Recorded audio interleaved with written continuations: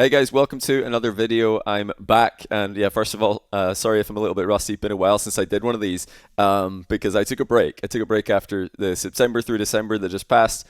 Was super busy for me, behind the scenes, super busy with events and traveling. So I took a couple weeks to just chill before we get started with the content again in 2024. And yeah, that kind of coincided with a time where not much was happening. RLCS hadn't been announced yet, and all the off-season tournaments were done, so there wasn't really much going on in the Rocket League scene. But now there is. We've got RLCS announced.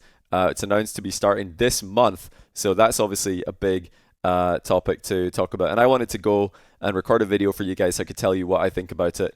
And the reason I waited a couple days, didn't just do this immediately when it dropped, is because, yeah, there's no denying it. Most of you guys, most of the Rocket League scene did not like this announcement, and everybody was super emotional about it, really disappointed. That was the general consensus. And actually, my opinion is that this is, I like it a lot more than anyone else I've heard talk about it. So I wanted to tell you guys what I do like about it, what I don't like about it, and my thoughts on RLCS. In 2024. But yeah, let's just get right into it. You will have heard some of the things I'm going to say if you listen to or watch the Chalkcast episode that myself, Rizzo, and CJ just did with apparently Jack. But if you missed it, don't worry, I'll summarize everything here, summarize all my thoughts about the new RLCS format. Here it is. Let's just go through it bit by bit. We're going to start at the top. Rocket League Championship Series season is back, and the first thing that jumps out is that the prize pool is 4.3 million this season. Down from 6 million. Now, obviously, nobody likes that. If you're a Rocket League fan, you want the prize pool to increase, you want the prize pool to go up. But if you also pay attention to the current economic climate, if you pay attention to esports and the trajectory of esports right now, this number shouldn't come as a surprise to you. It definitely didn't surprise me, at least not in a bad way. I was actually braced for worse, if I'm being completely honest. I didn't know what to expect with the prize pool. But yeah, I was braced for worse, and 4.3 million I think it's a number that makes sense given the current situation with esports. And as we'll see as we go down here, it's still a lot of money for the events that are happening. So yeah, let's just very quickly gloss over that one. Nobody likes to see the prize pool go down, but it makes sense. I don't think anyone should be too shocked by that.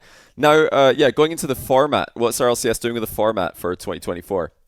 They're increasing open competition, focusing on long-term sustainability, widening the prizing. This is an interesting one that had a lot of people up in arms.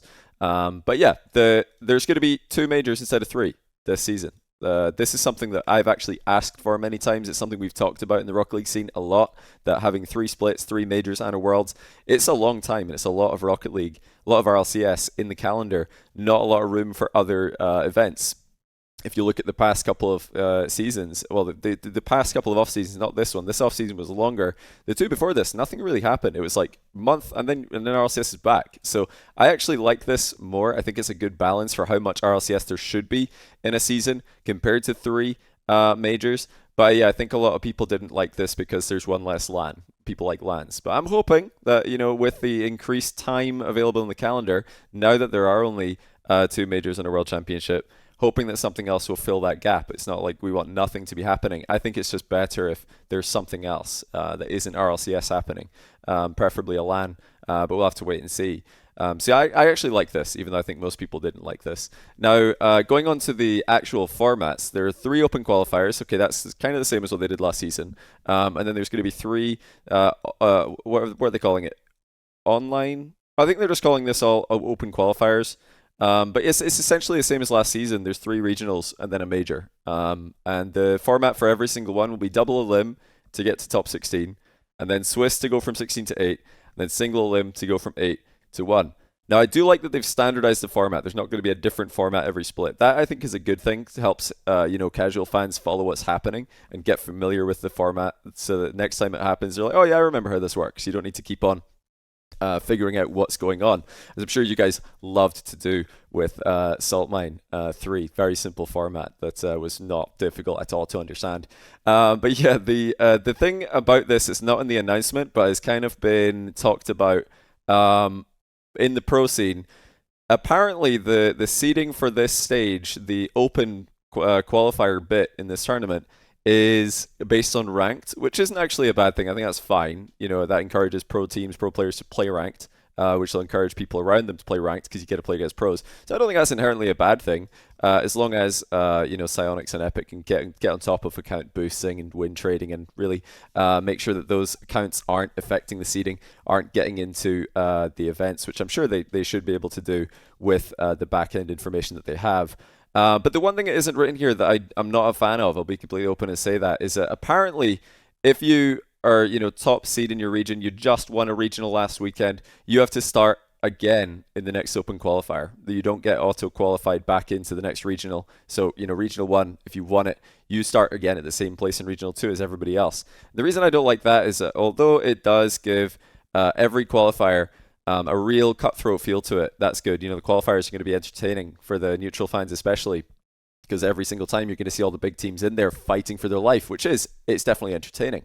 I think it does affect the quality of the actual top 16s though, because there's every time probably going to be a team or two who should probably be in there. Teams who are top 16 in their region probably not going to get there for various reasons, either just a bad bracket draw, or one bad series and now you're in a match against another top team and one of them has to go out, whereas there's another easier bracket on the other side. Whatever happens, there's probably going to be a lower quality of competition in the top 16 if this is true, if that's actually what's happening here, that teams have to just re-qualify every single time.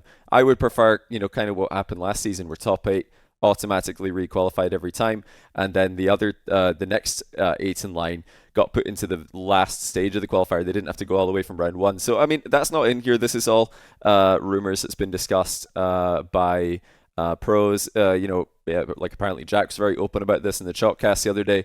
So if that is the case, I'm not a fan of that personally. Yes, it increases the entertainment value of the qualifier, but it affects the competitive integrity of top 16s and the quality of top 16s, in my opinion. That's not a good trade-off. But yeah, that being said, the actual structure is pretty similar to last season, so that's not too different. At least when people are coming back to watch RLCS, they're going to see something similar. Top 16s, top 8s. That's very, very, very straightforward. Now, this is one that a lot of people were not very happy about. The major qualified teams. Now, last season, the major spots were allocated 5 each for EU and NA, 1 for Middle East, and none for Sub-Saharan Africa. So what's happened here is that Middle East have gone up to 2 from 1. Sub-Saharan Africa have got 1 instead of 0, and EU and NA are the 2 regions who've lost a spot to accommodate the new regions. Now, I'll be completely clear here. I do think this is an upgrade on last season, where Sub-Saharan Africa did not have a team at the major and Middle East only had 1. I think this is a more fair distribution of 16 spots. However, I think it would have been significantly better to just up the major teams to 18. There are plenty formats that accommodate 18 teams. That way you wouldn't have to take away a spot from NA and from EU. So although this is a step in the right direction, I do think it is still a way off. It's nowhere near as good as just making 18 team majors, which would obviously cost more. But the difference between 16 and 18 is not that big. Like, a lot of people think you need to jump up to 20 or 24 to accommodate that kind of thing, to make a format work, but that's not the case. There are plenty of formats that work with 18 teams, so that's not an issue, in my opinion. But yeah, they want the same format for majors, so I guess that might be a reason that they wanted to do this. They wanted the same format.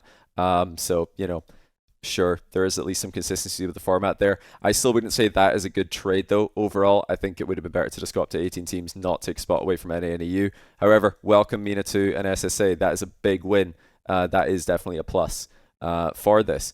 Now, World Championship qualified teams, exact same breakdown as majors. Now, this is massively different from last season, where the World Championship qualified teams was affected by performance of regions during the season. If EU, like last season, do really well, they got more teams at Worlds. If NA would perform poorly, they would get less. Middle East and South America overperformed, they would get an extra team to go to the wildcard as well. And that, speaking of wildcard, you'll also notice there is no wildcard now, which is another big loss in my opinion. I think that's definitely a negative. Wildcard, I loved the wildcard. I thought it was really cool to see region matchups that wouldn't usually happen at events. You don't often get to see APAC and SSA playing against each other, because usually if there's just one SSA and one APAC team at a major, they're probably going to be in different sides of the bracket. They're not likely going to run into each other because they're just going to be the lowest seeded teams. So it's really cool to see those matchups with the wildcard. Now we're not going to see that. That's obviously disappointing. That's sad to see. However, flying 8 additional teams out to an event is very expensive. So if budget constraints are causing prize pool reductions from 6 million to 4.3, yeah, I can see the amount of teams that fit within the budget also needs to be reduced as well. That does overall make sense. Now, here's another one that not many people liked, but I actually kind of do like this after I did broke down the numbers. Pricing distribution has widened significantly in all regions. It's going to be top 128 teams now earning money in NNEU as opposed to top 16 last season. In the other regions, it's gone up to top 64, except top 32 in APAC and SSA. And that's up from, I think, just 8 teams in those regions last season who would win money. So, yeah, a lot more money. Well, rather, a lot more teams getting their share of the prize money. And yeah, pros did not like this. They're all over the timeline complaining about this, saying this is ridiculous. You're just taking away money, giving it to people who it's never going to be relevant for. And while I do think that's true, it's not feasible to be a pro gamer if you're only making top 128s, top 64s. I think this is still relevant. Every pro's got a story about how they got into being a pro, and it'll often start with, I won $10 in this, small tournament. I was really motivating it, helped me, on my path to improving and becoming a pro. So I think that could be the gateway for many future pros, just making a top 128, winning like $10. And if you want to see a breakdown, I've actually got one here. Let me show you guys what that looks like. So this is $100,000 broken down into 128 teams. And this is the money you're going to get for any position. So 25 grand for first, 15 for second, 8 for third and fourth, 4,000 for 5th through 8th. You'll notice here I've written how many teams would get that money. Because you've got 4 teams tying at this spot, totaling 16 grand. 9th through 11th, that's a finishing spot in Swiss. So it's 12th to 14th and 15th, 16th. And that's it. That's who would have won money last season. But then if you want to go further, and it would be double elimination at that point to qualify, these are the payout jumps. If you go roughly half, it's again half, roughly half, 75, 45, 30. Divide that by 3. You're getting a tenner. If you make top 128, you make $15. If you go one round further, then you get 25 each. 125 for the team. It's not nothing. It's something, just a token for those players who have competed to show, what kind of progress they're making. And that totals 100 grand. Now, the difference from last season's 100 grand allocated to top 16 teams is on the right-hand side of your screen here.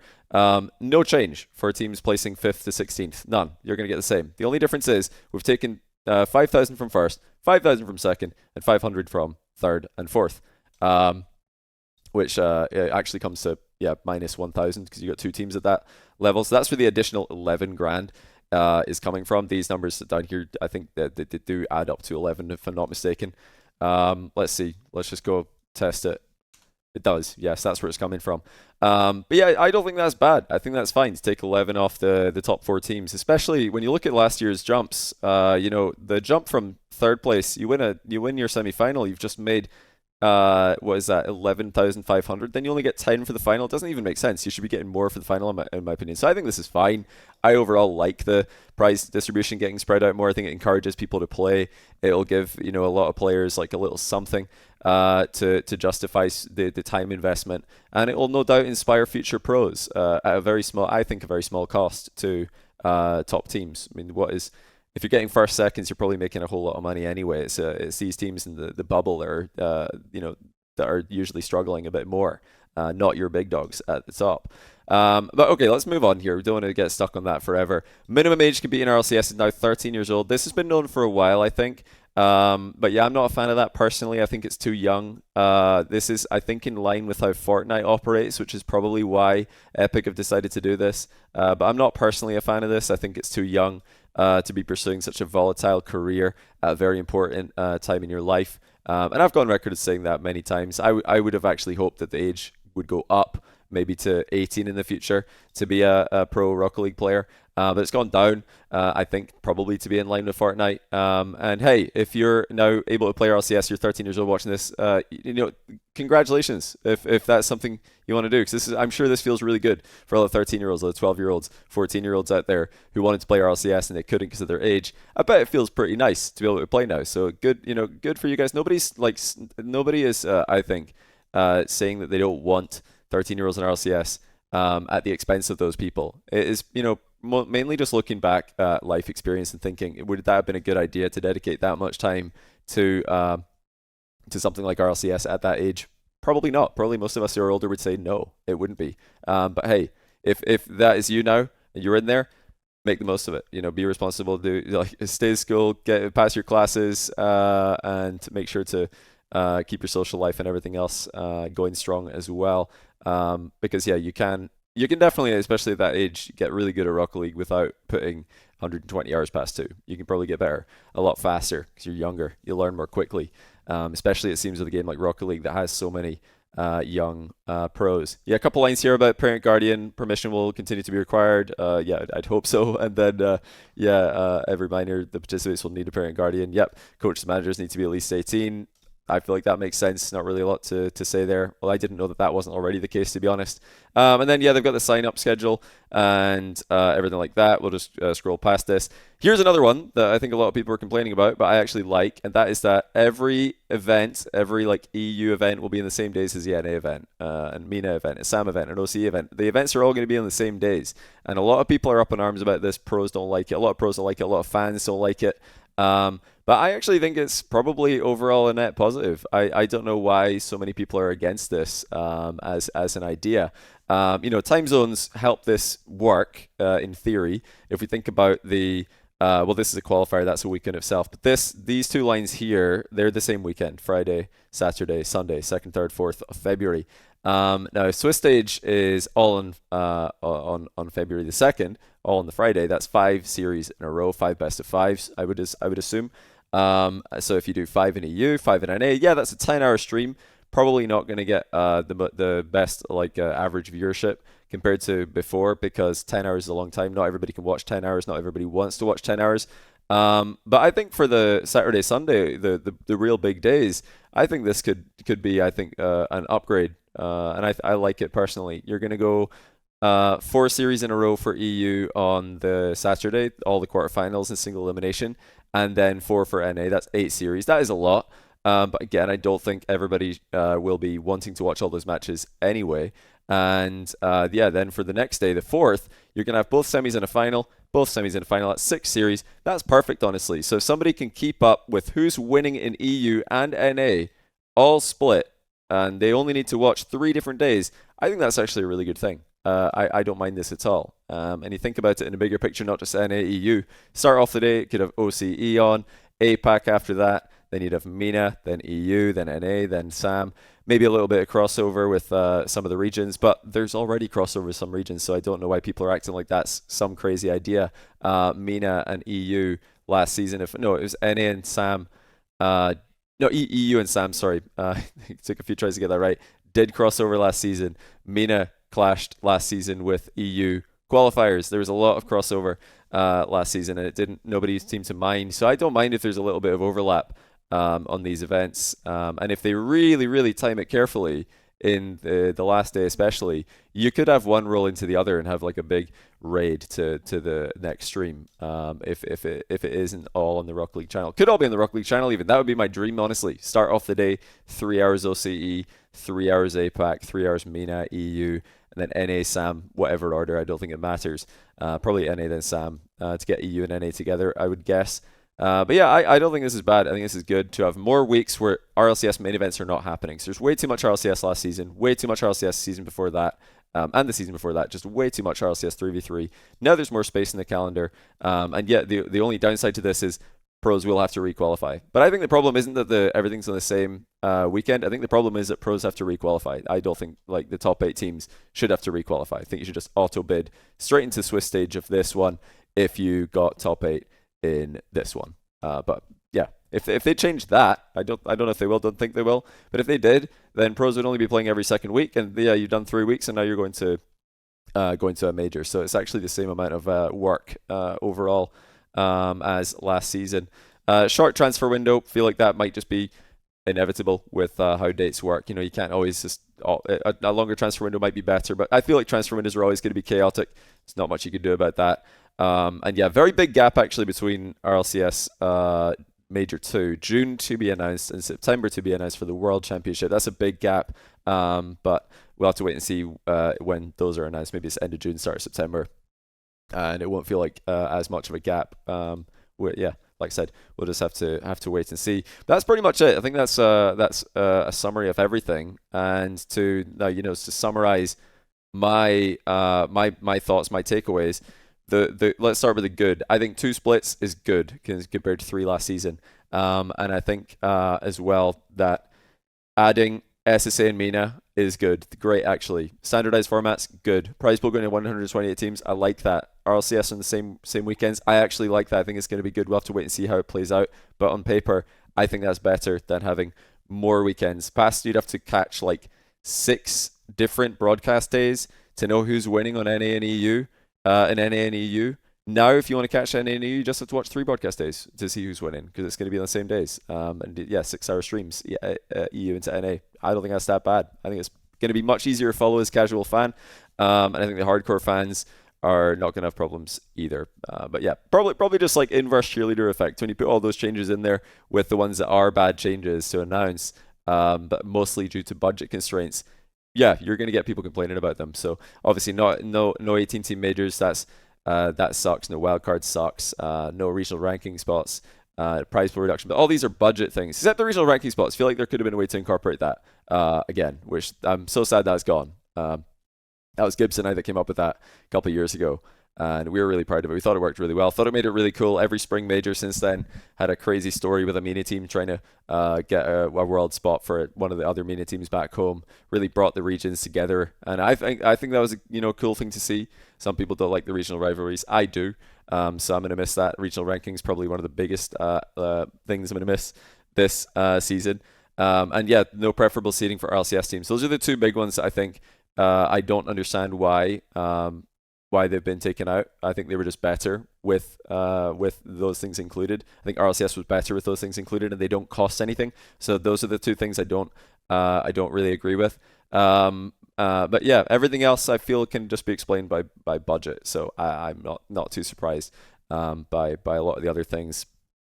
But yeah, the last thing for those of you, if you made it this far, first of all, you're a king. Secondly, if you're a format nerd like me, I do think that top 8 single elimination is not a great format for determining the top 4 and the top 2. It's very good for determining top 1. So it's fine for APAC and SSA because the best team usually wins single elim.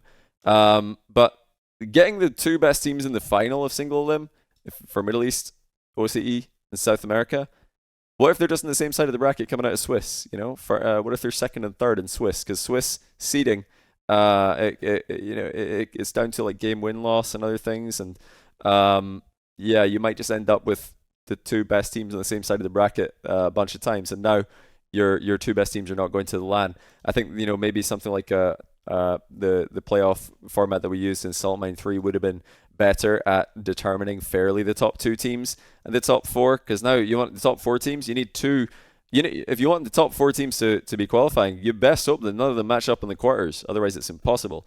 So some teams might just get unlucky, might just get trolled by another team. You might finish 2nd in Swiss and be like, "Nice, we're amazing." Wait, what's Vitality doing in 7th? Now we play them, and now we're going to lose in the quarters. Now we're out of the running for top 4. So I think that's my one format thing I want to foreshadow is I think probably some teams are going to get tough brackets and miss out on top 4 in EU and NA, miss out on top 2 in MENA, OC, and SAM, just because single elimination doesn't do as good of a job at narrowing a top 8 down to a top 4 and a top 2. You need something like you need a different playoff format. Something like Saltmine 3 top 8 playoff format would do that because of the switching sides. You need to really prove your top 4 stance. But yeah, I think that's just about it. I say just about it. And what are we, 20 something minutes in? But yeah, I'm excited for RLCS. I think it's going to be a really good season. I hope now that people have had a chance to, kind of, I guess, settle the emotions and the knee-jerk reactions a little bit and realize a lot of this makes sense in the current economic climate and the current climate for esports especially. Realize that it actually does make sense, and I don't think this is a bad announcement at all. A couple of format things I'm not completely a fan of, but overall I'm excited. I'm very excited, and hopefully the launch is smooth for Psyonix, for Epic, and for RLCS going into 2024. Oh, last thing actually. I love that it's just 2024 now, not 22, 3, 1, 2. Like, this is awesome. So that's, I just completely forgot about that. That's one of the biggest things. I love that. Just easier to remember now, easier to say. But yeah, if you got any comments, if you think I'm an idiot, tell me why in the comments down below. And yeah, get involved in the conversation. Let's hear what you guys have to say now that we've had some time to really think about this. Where are you all at? What are your thoughts going into this RLCS season? Yeah, I'm mostly positive. I think definitely very positive compared to the average Rocket League fan, I would say. But yeah, thanks for watching. Either way, guys, I'm going to be making a bunch more of my usual content now that I've had a break. So yeah, you can expect to see me streaming a bunch of 1v1s and uploading a bunch 1v1 stuff, RLCS stuff now that RLCS is coming back. But yeah, thanks for watching again, guys. Hope you all have a good rest of your day, night, wherever you are, and I will see you in the next one.